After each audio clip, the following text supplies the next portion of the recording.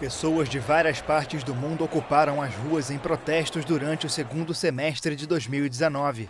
Em Hong Kong, um grande movimento de contestação ao governo central começou depois de um polêmico projeto de lei que permitiria extradições para a China continental. Com o lema de liberdade a Hong Kong, os atos acumularam mais reivindicações com o passar das semanas, na maior crise na região desde 1997, quando o controle britânico sobre a ilha terminou. O texto foi abandonado, mas as ruas permanecem ocupadas com pedidos por sufrágio universal para eleger os governantes e uma investigação independente sobre violência policial. No Oriente Médio, Iraque e Líbano viram grandes manifestações resultarem em repressão policial. Os libaneses se revoltaram contra um imposto sobre chamadas em aplicativos de mensagens como o WhatsApp e se mantiveram nas ruas mesmo depois do cancelamento da taxa.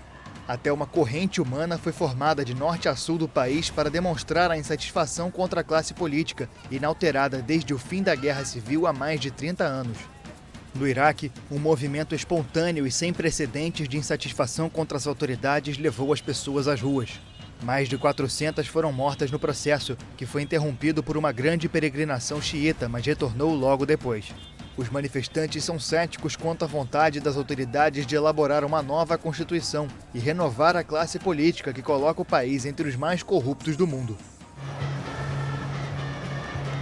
Na Espanha, a condenação de líderes do movimento de independência da Catalunha de 2017 despertou a insatisfação de separatistas da região, que consideraram a sentença injusta. Centenas de milhares de pessoas protestaram por vários dias e foram reprimidas pelas forças policiais, o que mergulhou Barcelona no caos.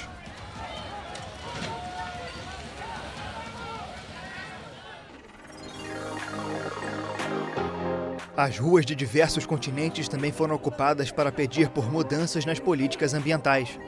Como parte do movimento Fridays for Future, Sextas-feiras pelo Futuro em inglês, jovens em todo o mundo somaram as vozes em setembro para exigir atitudes dos governantes para frear a emergência climática.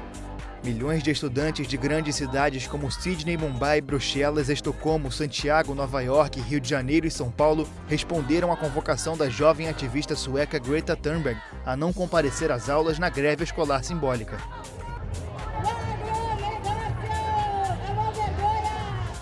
Logo depois, em Nova York, a Organização das Nações Unidas promoveu encontros de jovens e autoridades para tratar do tema. A cúpula terminou com o comprometimento de mais de 60 países com a neutralidade nas emissões de carbono até 2050 e a renovação das promessas do Acordo de Paris de 2015. Durante o mês de outubro, o Vaticano promoveu o Sínodo da Amazônia para discutir alternativas para a preservação da região. Os 184 bispos que participaram da cúpula aprovaram um documento que pede a criação do pecado ecológico, bem como o estudo de contar com mulheres diáconos e a possibilidade de ordenar padres casados, temas tabus para os católicos conservadores. Um ataque às instalações petrolíferas da Arábia Saudita reduziu à metade a capacidade de produção do país, fez o preço do combustível disparar e gerou tensões diplomáticas entre diversos países. Tanto os sauditas quanto os Estados Unidos, França, Alemanha e Reino Unido acusaram o Irã, que rejeitou as denúncias e prometeu transformar em campo de batalha qualquer país que atacasse seu território. Teherã gerou tensões diplomáticas no Golfo, ao interceptar embarcações estrangeiras. Um terço do petróleo que transita por via marítima passa pelo Estreito de Hormuz, localizado na região. Washington aumentou as sanções econômicas sobre o Irã, que já vinham sendo aplicadas desde 2018, quando os Estados Unidos deixaram um acordo nuclear. Ainda no Oriente Médio, o conflito na Síria ganhou novos capítulos no mês de outubro. No dia 7, tropas americanas iniciaram a retirada da Síria, nas zonas próximas da fronteira com a Turquia, que viu aberto o caminho para uma ofensiva contra as milícias curdas na região. As unidades de proteção popular, conhecidas pela sigla YPG, são classificadas por Ankara como organizações terroristas e se viram obrigadas a deixar a fronteira depois de um acordo entre Rússia e Turquia. O exército russo passou a patrulhar a área, preenchendo o vácuo deixado pela saída das tropas americanas. No dia 27 de outubro, o presidente dos Estados Unidos, Donald Trump, anunciou a morte do líder do grupo extremista Estado Islâmico em uma operação de agentes especiais.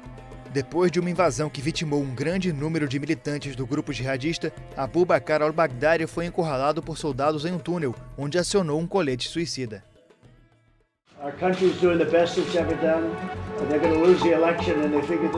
Apesar desta vitória, Donald Trump se viu diante do maior desafio político desde que assumiu o mandato.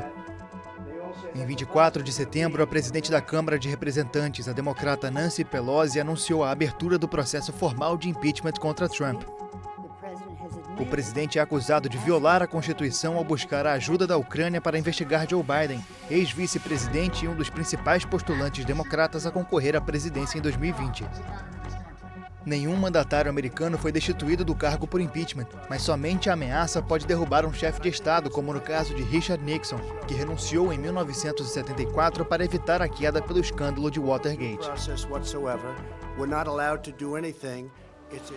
E o Brexit, novela com um desfecho aguardado desde 2016, ficou para o ano que vem. A separação entre Reino Unido e União Europeia estava inicialmente marcada para 31 de março, mas com a recusa do Parlamento Britânico em aprovar o acordo negociado com o bloco europeu, foi adiada para 31 de outubro. No meio do caminho, a primeira-ministra Theresa May caiu, dando lugar ao controverso Boris Johnson, que prometeu uma separação na data marcada com ou sem acordo. Um novo tratado de divórcio saiu, mas não foi aprovado e o processo só deve ser concluído em 2020, depois das eleições gerais marcadas para 12 de dezembro, que analistas indicam que pode servir como uma espécie de segundo referendo do Brexit.